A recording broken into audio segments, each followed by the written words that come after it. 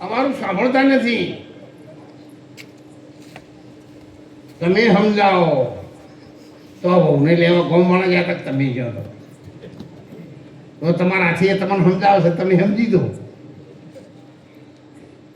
ભાઈ ભાઈનો પ્રેમ જુઓ, બાપ દીકરાનો પ્રેમ જુઓ, કાકા ભત્રીજાનો પ્રેમ જુઓ, દિરાણી જેઠાણીનો પ્રેમ જુઓ, અને હાહો વહુનો અત્યારે પ્રેમ જુઓ. ઘણી વખત તો એનો પ્રેમ છે ને એ સાહેબ ઢળી જાય ને તે મહેલા વચ્ચે રેલા હેડે આવે. કોઈ વળી જતો હોય તો એને ખબર પડે કે રેલા વહીથી છૂટેલા. અને એવું સમય આવી ગયું છે.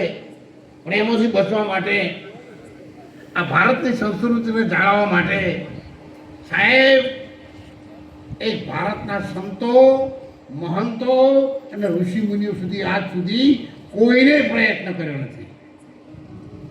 અને એમણે જે સંસ્કૃતિને જાળવી. તમારે જોવું તો જોઈ લ્યો.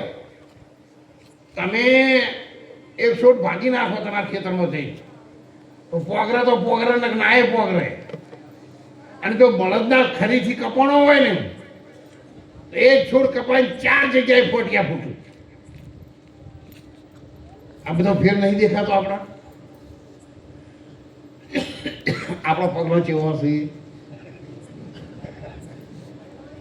આપણે તો કોકના વગણા હારી ધૂળ પડી હોય ને તો પગ ભેનો કરી અને જઈ પગ ચોટાડીને લંગડી કરીને આપણા વગણા ખેરવીએ એવા દઈએ.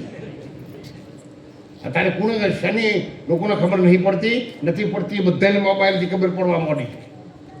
ઘણાના તો દીકરાની દીકરીઓ સાહેબ રાત્રે 2 વાગ્યા સુધી જાગી હતી. પણ યાદ રાખજો, તો તમારા બાળકો રાત્રે 12-11 વાગ્યા પછી હૃદયોમાં અજવાળા કરતા હોય ને તો તમે જાગતો રહેજો ને કે તમને અંધારામાં રાખજો. બધા ગામમાં રાવણા વચ્ચે બેહેલી સ્થિતિ નહીં રહે. મહારાજ યાદ આવશે. આપણા બાળકો આપણને વાલા છે, આપણી દીકરી વાલી છે, આપણા દીકરા એમને આપણે સંસ્કારો આપવાના છે. અને ચેરિટી બિગિન્સ એટ હોમ એ આપણા ઘરથી શરૂઆત કરવાની છે. એ બીજા કોઈને કહેવાની જરૂર નથી. નહીંતર પછી આ જિંદગી તો ઘડીના 6ઠા ભાગમાં ક્યારે ચાલી જશે ને એ ખબર જ નહીં પડે. આ તો તમે તો બધા ભણેલા ગણેલા હોશિયાર છો.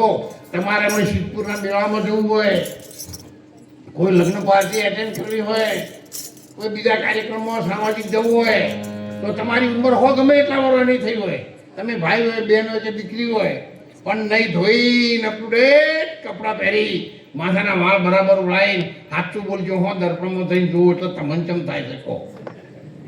કોઈને કોને પણ મનમાં થાય કે હા મારે જેવું બીજું કોઈ નહીં. કદી 25-30 વર્ષવાળાને તો આવું થાય, પણ આ તો 70 વર્ષવાળાએ આવું કર્યું છે. એ દર્પણમાં જઈને જોઈને કે હા હજુ હું ઠીક છું.